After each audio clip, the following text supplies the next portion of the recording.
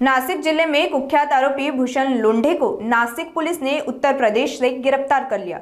2 महीनों से पुलिस को चकमा देने वाला ये फरार आरोपी अब कानून के शिकंजे में है। सूत्रों के मुताबिक नासिक पुलिस की एक विशेष टीम उत्तर प्रदेश पहुंची थी। गुप्त जांच के आधार पर भूषण लोंढे को ड्रामेटिक अंदाज में गिरफ्तार किया गया। गिरफ्तारी के बाद सामने आए वीडियो में उसका पैर प्लास्टर से बंधा दिखा। गोलीबार, एक्सटॉर्शन, मर्डर की कोशिश, डराना धमकाना, इस तरह के भूषण लोंढे पर गंभीर आरोप है। इसके अलावा उसके भाई दीपक लोंढे और पिता प्रकाश लोंढे को भी नासिक पुलिस पहले ही गिरफ्तार कर चुकी है। पूरे लोंढे गैंग के खिलाफ सातपुर पुलिस स्टेशन में केस दर्ज किए गए। अब आरोपी को नासिक लाया जाएगा और आगे की कार्रवाई की जाएगी। पुलिस यह भी जांच कर रही है कि फरारी के दौरान किन लोगों ने उसकी मदद की।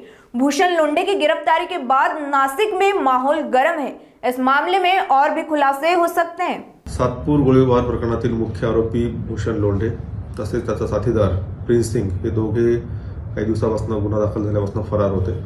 त्याचा बऱ्याच ठिकाणी शोध घेण्यात आला।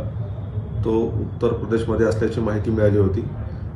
या माहितीवरून तेथे क्राइम ब्रांच युनिट 2 येथील पथक डॉक्टर हिरे पोलीस सहायक पोलीस उपनिरीक्षक हे गेले होते।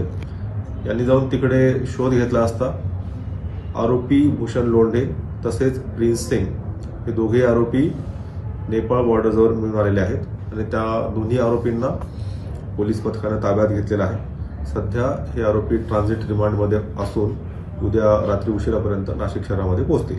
त्याला पकडण्याच्या प्रयत्नामध्ये त्यांनी छतावरून दुसऱ्या मजल्यावरून खाली उडी मारली आणि त्या उडी मारल्यामधून त्याच्या पायाला इंजुरी झाली। त्याने तिकडे उपचार घेतलेले आहेत। त्या उपचारानंतर त्याला डॉक्टरांनी सोडलेला आहे आणि आता तो ट्रान्झिट रिमांडमध्ये आहे। उद्या रात्रीपर्यंत पोहोचेल। खरं तर एक मोठी कारवाई नाशिक पोलिसांनी केलेली आहे। आपल्याला बऱ्याच दिवसापासून पाहिजे होता। याच्याविषयी अनेक तक्रारी आहेत, अनेक गुन्हे देखील दाखल आहेत। यापुढे देखील तक्रारी येऊ शकतील। तर जेव्हा तो ताब्यामध्ये येईल त्याच्याकडे आणखी चौकशी होईल, त्यानंतर आणखी गुन्हे नक्कीच उघडकीस येतील।